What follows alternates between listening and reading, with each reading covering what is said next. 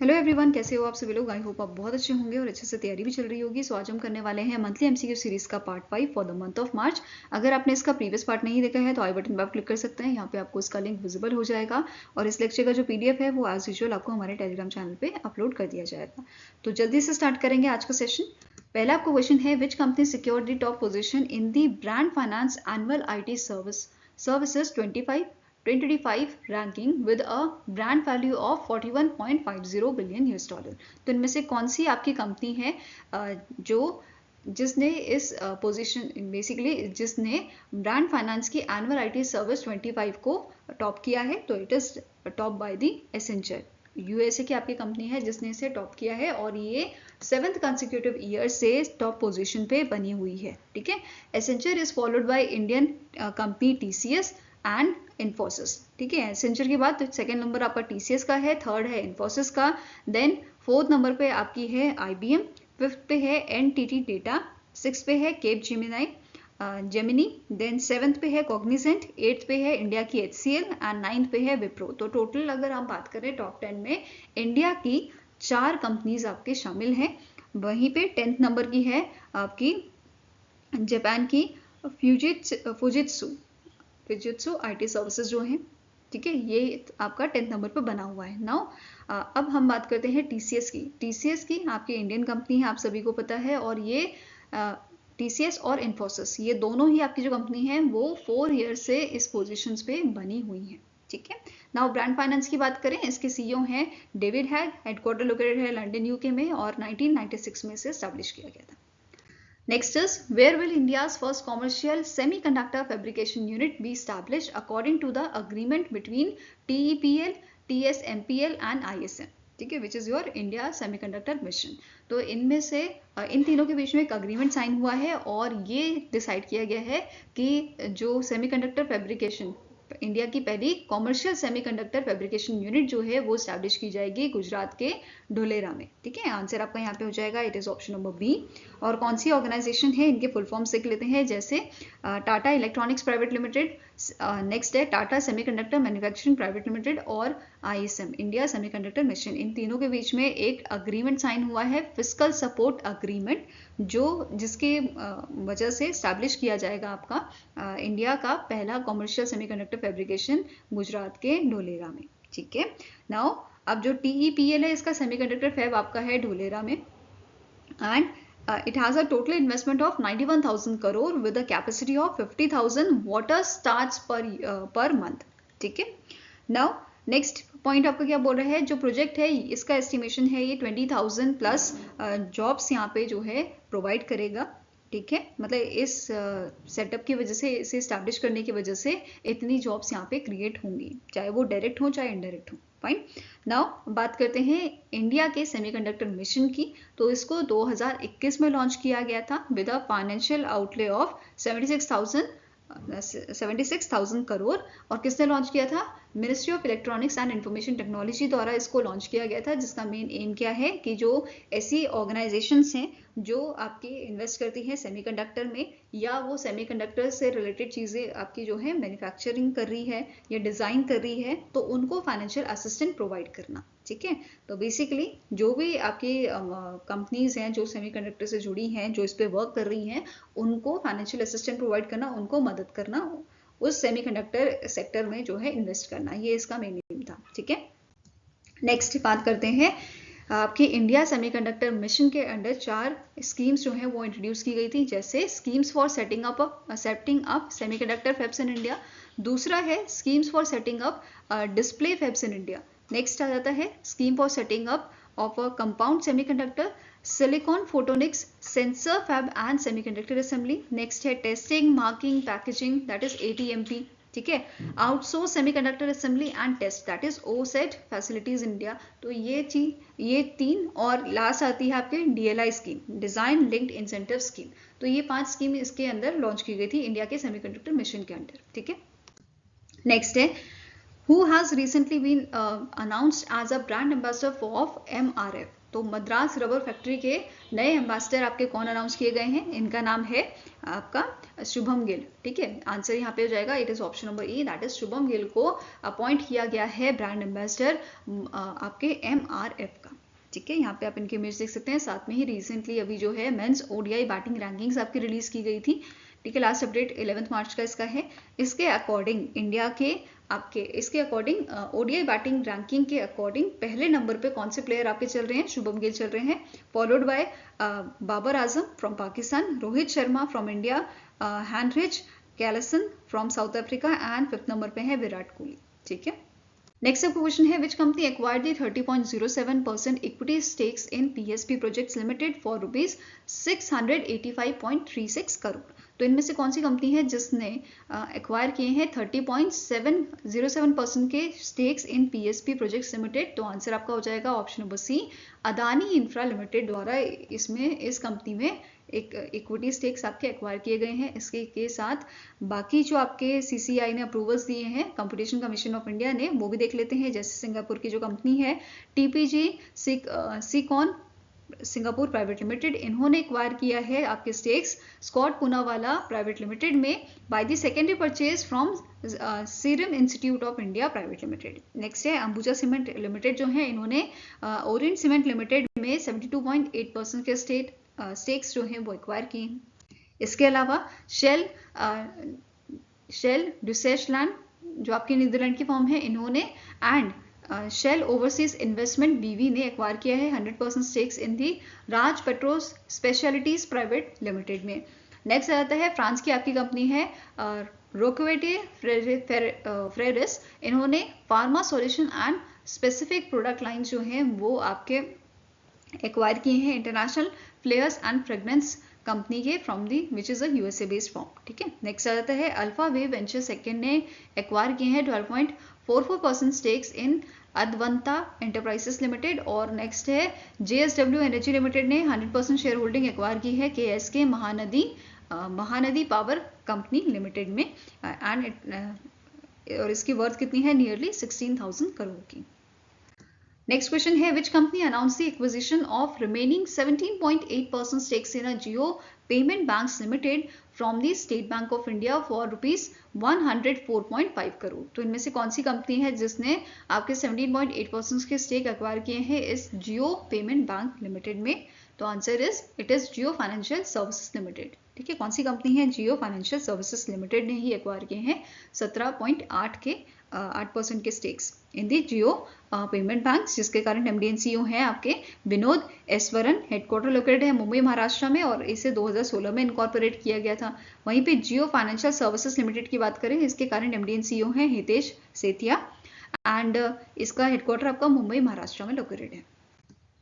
Next आपका question है, which company conducted the initial flight test integrating the long range anti ship missile onto a F-35B lightning second? तो इनमें से कौन सी company है जिसने रिसेंटली आपका ट्रायल किया था, फ्लाइट टेस्ट किया था integrating the long range anti ship missiles किस पे? F-35B लाइटनिंग सेकेंड पे। तो आंसर आपका हो जाएगा, ये फ्लाइट टेस्ट किया गया है बाय दी लॉकहीड मार्टिन। ठीक है, USA बेस्ड फॉर्म ने ये टेस्ट आपका किया था एंड इसको कंडक्ट किया गया था with the partnership of F-35 Pax river integrated test force द्वारा। ठीक है, अब इससे क्या होगा, ये अपग्रेड करेगा F-35, मतलब अब F-35 जो है इसमें दोनों चीज कैरी की जा सकेंगी, joint air to surface stand off missile and LRSAM which is long range anti ship missile, इन दोनों को ही ये कैरी कर पाएगा। Okay, next is which Indian table tennis champion recently announce his retirement? तो इनमें से कौन से पर्सन आपके कौन से टेबल टेनिस प्लेयर हैं जिन्होंने अपना रिटायरमेंट अनाउंस किया है? तो answer is option number C, that is Achanta Sharath Kamal. तो इन्होंने जो है रिसेंटली रिटायरमेंट अपना अनाउंस किया है और इनका फाइनल कॉम्पिटिशन अभी जो है 25 मार्च को है, जो लास्ट इनका रहेगा world table tennis star contender का। ठीक है, नाउ अचीवमेंट्स की इनकी बात करें तो सीनियर नेशनल चैंपियन टाइटल इन्होंने 10 बार जीता है। वहीं पे 2004 का जो कॉमनवेल्थ टेबल टेनिस चैंपियन था, इन्होंने गोल्ड मेडल यहाँ पे जीता था जो मलेशिया में हुआ था। 2006 का जो कॉमनवेल्थ गेम था वहाँ पे भी आपका इन्होंने गोल्ड मेडल जीता था इन दी जो लोग आपका हुआ था मेलबर्न ऑस्ट्रेलिया में। देन 2018 का जो कॉमनवेल्थ गेम्स यहाँ पे हुए थे उसमें gold, silver and bronze medal इन्होंने डिफरेंट कैटेगरी में जीता था। ठीक है, नाउ अवार्ड्स की बात करें तो 2004 में इनको अर्जुन अवार्ड से नवाजा गया था, 2019 में पद्मश्री से, 2022 में खेल रत्न अवार्ड से।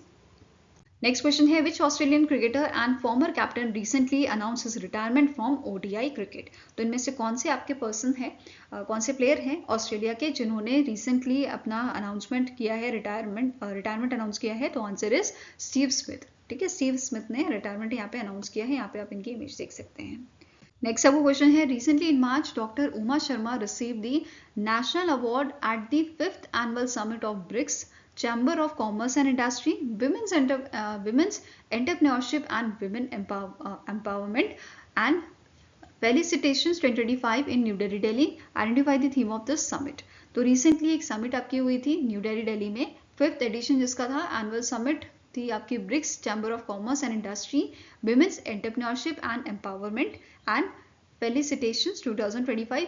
इस इवेंट का, इस समिट का थीम आपका क्या था? It is women change makers transforming the world shaping the future, ये इसका थीम था। और इस समिट के during this summit Uma Sharma जो है इनको नेशनल अवार्ड यहाँ पे दिया गया था।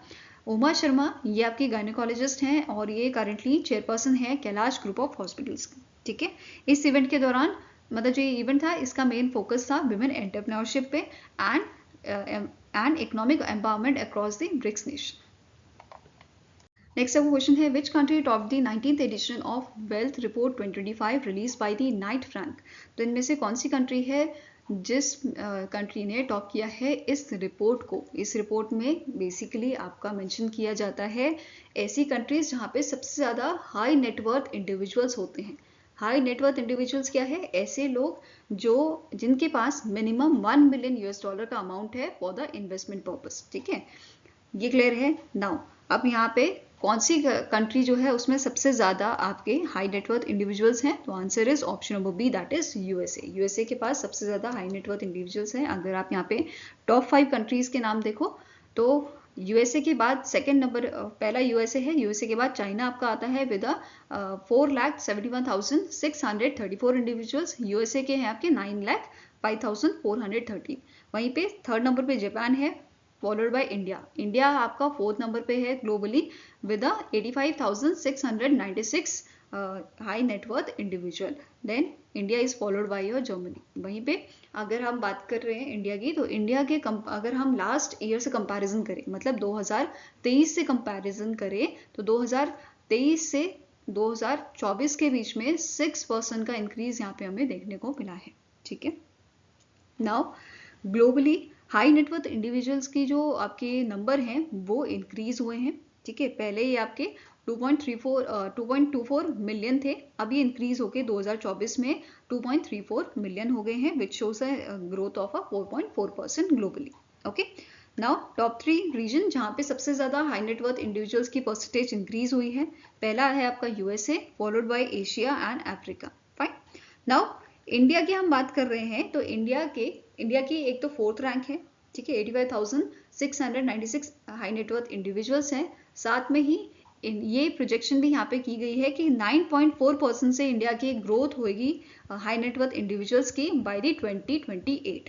ठीक है, ये आपका पहुंच जाएगा 93,753 पे बाय द 2028। ओके, इसके अलावा बात कर लेते हैं नाइट फ्रैंक के प्राइम इंटरनेशनल रेजिडेंशियल इंडेक्स की, जो लग्जरी रेजिडेंशियल प्रॉपर्टी ट्रेंड्स को मॉनिटर करता है, एंड इट हैज रिवील्ड कि 3.6% ग्लोबल इंक्रीज देखने को मिला है प्राइम प्रॉपर्टी वैल्यूज में इन द ईयर 2024।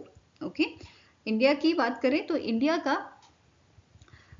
के रियल एस्टेट सेक्टर में जो है कुछ चेंजेस देखने को मिले हैं। जैसे अगर हम बात करें दिल्ली की, तो दिल्ली की रैंकिंग आपकी इंप्रूव हुई है। पहले 37 थी, अब ये इंक्रीज होके 18 पे आ गया है, which shows a 6.7% of increase in a luxury residential prices. Then Bengaluru की बात करें तो इसका रैंकिंग भी आपका इंप्रूव हुआ है, पहले 59 था, अब 40 हुआ है। वेयरएस मुंबई सिटी की अगर हम बात करें तो इसकी रैंक आपकी कम हुई है, पहले 21 थी, अब ये 28 प्लेस पे आ गया है इन दी 2024। Okay, now starting information cover करते हैं। नाइट फ्रैंक के senior partner and group chair हैं विलियम बेयरडमोर ग्रे। इसके सीएमडी इंडिया के सीएमडी है शिशिर बेजर। देन हेडक्वार्टर्स का लोकेटेड है आपका लंदन यूके और इसे स्टैब्लिश किया गया था 1896 में। नेक्स्ट आपका क्वेश्चन है which of the following option is correct with respect to the 12th regional 3R and circular economy forum in Asia and Pacific held in Rajasthan International Centre in Jaipur Rajasthan. तो इनमें से कौन सा स्टेटमेंट आपका करेक्ट है या कौन सा ऑप्शन करेक्ट है वो आपको बताना है। With respect to the 12th edition of regional 3R and circular economy forum which was held in the Jaipur Rajasthan. तो पहला स्टेटमेंट है इस फोरम की थीम थी realising circular societies towards achieving sustainable development goals and carbon neutrality in Asia Pacific. Next statement is the forum was organized by Ministry of Housing and Urban Affairs in collaboration with United Nations Center for Regional Development and Institute for Global Environmental Strategies. तो इनके द्वारा इसको organise किया गया था। Then Union Minister Manohar Lal and Bhajan Lal Sharma jointly inaugurated the 3R India Pavilion. The next is a MOU for city investments to innovate, integrate and sustain, that is cities 2.0 आपका जो है sign किया गया था, marking major milestone in a urban sustainability initiatives. Last is all are correct. तो ये सारे statements आपके जो अभी हमने देखे ये सारे ही करेक्ट हैं। तो answer is option number E, all are correct. इसके अलावा जब ये कंक्लूड हुआ था फोरम, इसके दौरान इस इवेंट के दौरान अडॉप्शन हुआ था जयपुर डिक्लेरेशन 2025-2034 का। अब ये डिक्लेरेशन है क्या? ये एक आपका non political non binding commitment है जो गाइड करेगा हमें for the next 10 years of efforts towards your resource efficiency and sustainable urban growth. और ये जो आपके मेंबर्स कंट्रीज थे उन्होंने अडॉप्ट किया था। फाइन। इसके अलावा अदर की पॉइंट्स देखते हैं। जैसे अभी हमने बात की कि जो हमारे मिनिस्टर हैं मनोहर लाल जी एंड भजन लाल शर्मा, इनके द्वारा इनॉग्रेट किया गया था 3R इंडिया पवेलियन। बेसिकली ये है क्या? ये हमें बेसिकली ये आपका एक international 3R trade and technology exhibition है जिसमें more than 40 Indian and Japanese business आपके होंगे एंड स्टार्टअप्स यहाँ पे होंगे जो वर्क कर रहे हैं आपके waste management and circular economy solutions में। ठीक है। नेक्स्ट सिटीज की बात करें, जो MOU आपका साइन हुआ है, ठीक है, city investments to innovate, integrate and sustains, that is 2.0, ये साइन किया गया था। अब इसका टोटल अमाउंट, ये अग्रीमेंट है जिसमें आपका टोटल अमाउंट कितना यहाँ पे अग्रीमेंट में साइन किया गया है, तो आपका 1800 करोड़ का ये अग्रीमेंट है जिसको इम्प्लीमेंट किया जाएगा 18 cities and across the 14 states. Okay. Now अब यहाँ पे क्या होगा, फाइनेंशियल असिस्टेंट या बेसिकली आप कह सकते हो लोन यहाँ पे हमें मिलेगा जो ADF French development agency, KfW German development bank and आपका यूरोपियन यूनियन हमें देगा। ठीक है। यूरोपियन यूनियन 264 करोड़ का अमाउंट हमें देगा। ठीक है, मतलब इस चीज के लिए देगा। एंड आपका ADF and KfW 1496 crore each यहाँ पे प्रोवाइड करेंगे under this agreement. Then P3 यहाँ पे लॉन्च किया गया था, P3 approach which is pro planet people. ठीक है, इसका फुल फॉर्म क्या है? Pro planet people.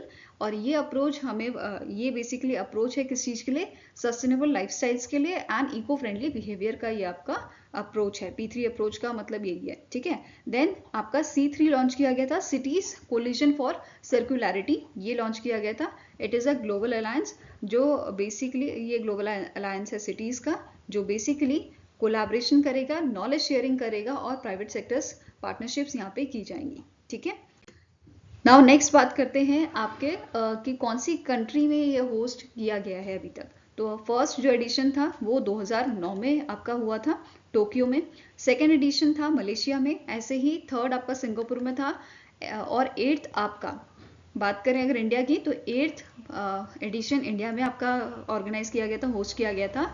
Indore Madhya Pradesh द्वारा इसको होस्ट किया गया था। वहीं पे अब 12वां एडिशन जो है ये भी इंडिया में हुआ है, इंडिया के जयपुर में ये हुआ है। ठीक है, जयपुर राजस्थान में हुआ, अभी हमने इसको पढ़ा था। फाइन। अगर क्वेश्चन बने प्रीवियस एडिशन कहाँ पे हुआ था तो ये आपका कंबोडिया में हुआ था 11th एडिशन। और नेक्स्ट एडिशन जो है इसका वो होगा ब्राजील में, साओ पोलो ब्राज़ील में होगा 2000 मतलब मई 2025 में ये आपका होगा। इसके साथ ही इस इवेंट के दौरान इंडिया ने डिक्लेयर किया था अपनी कैंडिडेसी कि इंडिया होस्ट करेगा वर्ल्ड सर्कुलर इकोनॉमी फोरम 2026 का। ठीक है, तो ये क्लियर है। नेक्स्ट इज अदर के इनिशिएटिव्स जो यहाँ पे लॉन्च किए गए थे। पहला आपका है Swachh Bharat mission waste to wealth PMS portfolio management service portal यहाँ पे लॉन्च किया गया था। International finance corporation document reference guide business model and economic assistant for solid waste management projects ये लॉन्च किया गया था। इसके अलावा India circular Sutra compendium of 126 best practices compiled by national institute of urban affairs ये रिलीज किया गया था। इसी के साथ ही आपकी यहाँ पे study on best practices in solid waste management in million plus cities ये आपका रिलीज किया गया था which is prepared by council of energy environment and water. Next is एक MOU यहाँ पे साइन किया गया था between the CSIR council of scientific and industrial research with the ministry of housing and urban affairs promote करने के लिए scientific research and innovation in the circular economy solutions. Next आता है इंडिया के लीडरशिप की बात करें in circular economy and 3R policies. तो इसके अंदर आपका आता है पहला पॉइंट स्वच्छ भारत मिशन अर्बन का, जिसमें 108.62% of house hold toilet construction target हमने अचीव कर लिया है एंड सक्सेसफुली हमने प्रोसेस किया है 80.29% का सॉलिड वेस्ट। साथ में ही गोवर्धन स्कीम की बात करें तो 1008 बायोगैस प्लांट जो है ये अभी आपके ऑपरेशनल है and it is covering 67.8% of India district. Next is E waste management rule 2022। इसके अकॉर्डिंग फाइनेंशियल ईयर 2024-25 की अगर हम बात करें तो 5,82,769 metric ton of E waste जो है वो कलेक्ट किया गया है, जिसमें से 5,18,240 मेट्रिक टन का जो वेस्ट है उसे रिसाइकल भी किया गया है। ठीक है, now last point is plastic waste management rule 2021। India ने सिंगल यूज प्लास्टिक आपका बैन किया था 1 जुलाई 2022 को under this plastic waste management rule. Okay, next question है which of the following option is correct with respect to PM Modi's visit to the Gujarat from 1 to 3 March 2025। तो पहला statement आपका है PM मोदी जी ने इनॉग्रेट किया था वंतारा को, जो वर्ल्ड का largest animal rescue rehabilitation and conservation centre है which is located in the Jamnagar Gujarat. Next is he attended the 7th meeting of a national board for wildlife at a Gir National Park, Gujarat। इन्होंने announce किया था 16th Asiatic lion population estimation जो conduct किया जाएगा आपका मई 2025 में। He laid the foundation stone for the national referral centre for wild life in Junagadh aiming to manage wild life health and diseases and the last is all are correct. तो सारे statements आपके correct हैं। Answer is option number E, all are correct. Now static information cover कर लेते हैं national board for wild life की। तो इसके चेयरपर्सन है PM Narendra Modi ji. Headquarter located है आपका न्यू दिल्ली में और 2003 में से स्टैब्लिश किया गया था।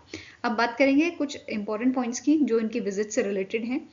जैसे पहला पॉइंट है PM मोदी जी ने अनाउंस किया था चीता इंट्रोडक्शन। बेसिकली जो चीता की पॉपुलेशन को एक्सटेंड करने का प्लान था, इनका जो प्रोग्राम था वो उस चीज को एक्सटेंड करने की यहाँ पे बात की गई है कि ये एक्सपैंड किया जाएगा अदर एरियाज में including your Gandhi Sagar sanctuary in Madhya Pradesh and Banni grasslands in the Gujarat. Next is national great Indian bustard conservation plan. यहाँ पे उन्होंने अनाउंस किया था for addressing the declining population of the endangered species. ठीक है, क्रिटिकली एंडेजर्ड स्पीशीज। नेक्स्ट है इन्होंने अनाउंस किया था कि ये सेंटर ऑफ एक्सीलेंस आपका सेटअप करेंगे। अनाउंस किया था कि सेटअप किया जाएगा centre of excellence for human wild life conflict management. कहाँ पे ये सेटअप किया जाएगा? कोयम्बटूर, तमिलनाडु में ये सेटअप किया जाएगा in the Salim Ali centre for ornithology and natural history. Okay, आप यहाँ पे जो सेंटर होगा इसमें आपकी रैपिड रिस्पॉन्स टीम्स होंगी जो एडवांस ट्रैकिंग सिस्टम यहाँ पे यूज करेंगी और यहाँ पे डिटेक्शन मतलब डिप्लॉय किया जाएगा डिटेक्शन सिस्टम, ताकि अगर कोई कॉन्फ्लिक्ट यहाँ पे होता है तो उसको जो है जल्दी से डिटेक्ट किया जा सके। ठीक है, नेक्स्ट इज PM ने एम्फेसाइज किया था using the artificial intelligence, machine learning, remote sensing and Jio special mapping tackle करने के लिए फॉरेस्ट फायर्स को एंड ह्यूमन एनिमल कॉन्फ्लिक्ट्स को। लास्ट इज इस चीज के लिए जो आपका human human wild life conflict management है, इसके लिए जो सेंटर ऑफ एक्सीलेंस यहाँ पे सेटअप किया जा रहा है, उसके लिए इन्होंने क्या बोला है, उन्होंने सजेस्ट किया था कि wild life institute of India जो है ये आपका कोलैबोरेट करें Bhaskaracharya national institute for space application and geo informatics के साथ, बाइसेक के साथ, ठीक है, किस चीज़ के लिए, टैकल करने के लिए इस ह्यूमन वाइल्ड लाइफ कॉन्फ्लिक्ट को, ठीक है। नेक्स्ट इज यहाँ पे इन्होंने बोला है नई टास्क फोर्स जो है ये आपकी बनाई जाएंगी for the conservation of Indian sloth bear, gharials and great Indian bustard. Okay, now यहाँ पे अभी हमने वनतारा की बात की, वनतारा की बात कर रहे हैं। वनतारा को रिसेंटली एक अवार्ड दिया गया था, प्राणी मित्र अवार्ड, जो आपका इंडिया का हाईएस्ट ऑनर है एनिमल वेलफेयर में इन दी कॉर्पोरेट कैटेगरी। तो ये ध्यान में रखना है, वनतारा जो आपका रेस्क्यू सेंटर है, एनिमल रेस्क्यू सेंटर है, वर्ल्ड का लार्जेस्ट रेस्क्यू सेंटर जिसे हम बोल रहे हैं, और वर्ल्ड का लार्जेस्ट एलिफेंट हॉस्पिटल भी ये है, जिसमें अभी तक 240 एलिफेंट्स जो हैं, ओवर 240 एलिफेंट्स उनको रेस्क्यू किया गया है। और ये न्यूज़ आपकी है इन मंथ ऑफ फरवरी की, तो अभी तो और ज़्यादा ये काउंट बढ़ गया होगा, ठीक है। नाउ अब यहाँ पे जो ये अवार्ड था ये प्रेजेंट किसने किया था, it was presented by the minister of state for fisheries, animal husbandry and dairy, ठीक है, विज्ञान भवन में इसकी सेरेमनी हुई थी। एंड ये आपका जो वनतारा है, Vantara Reliance industry and Reliance foundation द्वारा लॉन्च किया गया था, और अभी इसे ऑफिशियली इनॉग्रेट किया है पीएम मोदी जी ने, ठीक है। अब मेन इसका काम क्या है, ये एक अम्ब्रेला इनिशिएटिव है जिसका मेन एम है रेस्क्यू करना, ट्रीट करना और रिहैबिलिट करना थ्रेटेंड एनिमल्स को, जो एनिमल्स जिनको परेशान किया जाता है। जैसे सर्कस की यहाँ पे बात हुई है, तो सर्कस से 30 एलिफेंट्स यहाँ पे रेस्क्यू किए गए हैं। ऐसे ही बहुत सारी जगहों पे एनिमल्स को परेशान किया जाता है, उनको प्रताड़ित किया जाता है। तो इसका मेन एम ही यही है कि एनिमल्स को, जो परेशान किए जा रहे एनिमल्स हैं, उनको रेस्क्यू किया जाए ताकि उनको अच्छी ट्रीटमेंट मिले और वो स्वस्थ हो जाए, ठीक है। अब वनतारा के सीईओ कौन है, इनका नाम है विवान करानी। नेक्स्ट आपका क्वेश्चन है, which of the following option is correct with respect to the recent cabinet approvals in the March 2025। तो हमारी जो गवर्नमेंट ऑफ इंडिया है, इन्होंने कुछ अप्रूवल्स यहाँ पे दिए हैं, तो देखते हैं कौन सा आपका यहाँ पे ऑप्शन जो है वो करेक्ट है। पहला स्टेटमेंट क्या बोल रहा है, union cabinet has approved the revision of a livestock health and disease control program to improve livestock health with a total outlay of rupees 3,880 crore, ठीक है। नेक्स्ट स्टेटमेंट है, जो कंस्ट्रक्शन है आपका 12.4 किलोमीटर रोपवे का for the Govind Ghat to Hemkund Sahib ji in Uttarakhand under the national ropeway development programme Parvatmala Pariyojana with a total cost of rupees 2,730.13 crore. Next statement है, the construction of 12.9 kilometre ropeway connecting Sonprayag to Kedarnath in Uttarakhand under the this your National Ropeways Development Program पर्वतमाला योजना, and इसका total cost दिया गया है 4,081.28 करोड़ का। Fine. Now next statement है, both A and B and all A B and C. तो इसमें से आपको बताना है कौन सा करेक्ट ऑप्शन है। Answer is option number E, that is A, B and C तीनों ही स्टेटमेंट्स आपके करेक्ट हैं, ठीक है। नाउ अब बात करते हैं डिटेल में। जो रोपवे है आपका फ्रॉम सोनप्रयाग टू केदारनाथ, इसकी टोटल लेंथ 12.9 किलोमीटर की रहेगी।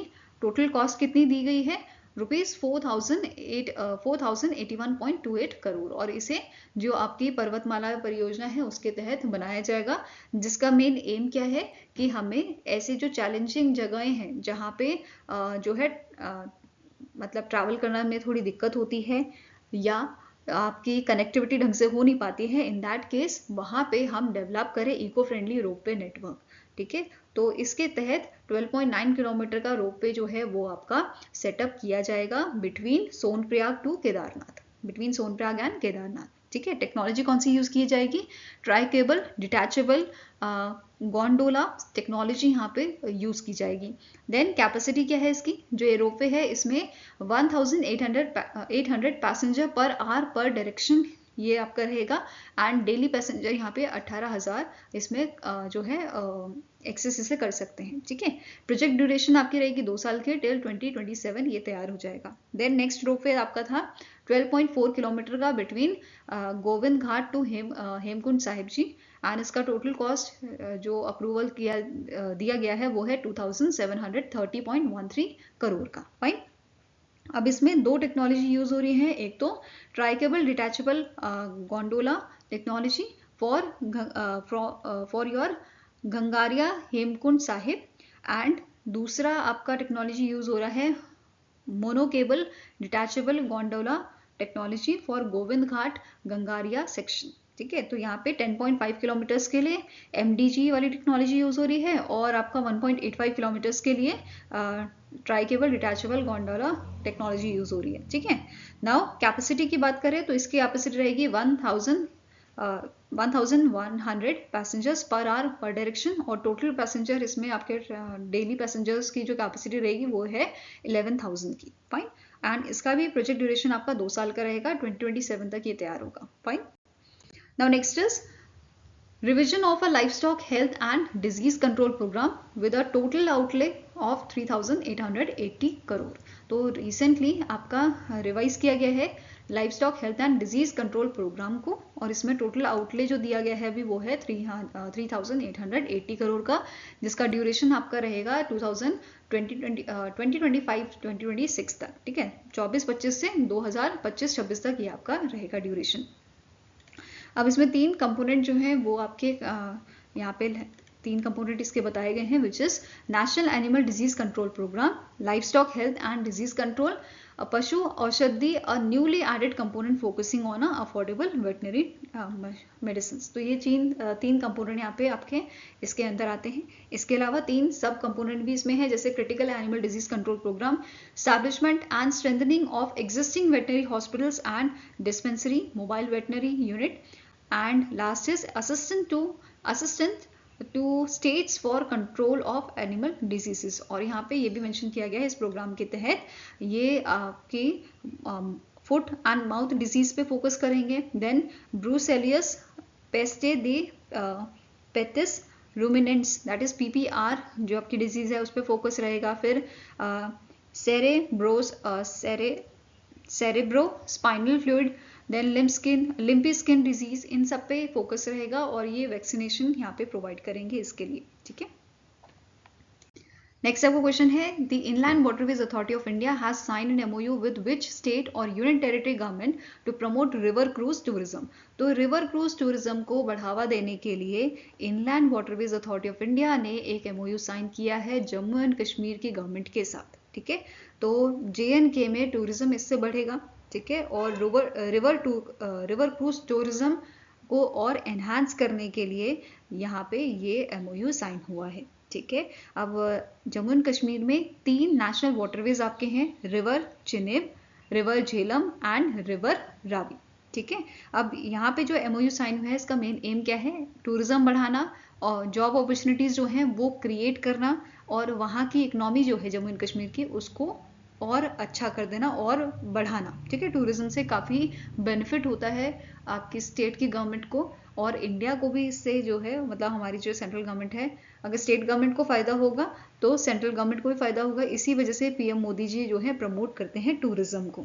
ठीक है, नाउ अब इस MOU के तहत जो inland waterways authority of India है ये डेवलप करेंगे वाटर साइड इंफ्रास्ट्रक्चर, जिसमें 10 फ्लोटिंग जेटीज आपकी होंगी। इसमें आपका जो लैंड साइड फैसिलिटीज़ हैं वो वहाँ पे आपकी सुधारी जाएंगी। ठीक है, जैसे waiting stall waiting halls, then other amenities जो हैं क्रूज पैसेंजर्स की वो वहाँ पे आपकी अच्छी की जाएंगी। Now static information, inland waterways authority of India जो है इसके चेयरमैन कौन है, विजय कुमार। इसकी शुरुआत 1986 में की गई थी और हेडक्वार्टर लोकेटेड है आपका नोएडा उत्तर प्रदेश में। ठीक है, और ये 10 फ्लोटिंग जेटीज़ की यहाँ पे बात की गई है, इनके नाम आप यहाँ पे देख सकते हैं।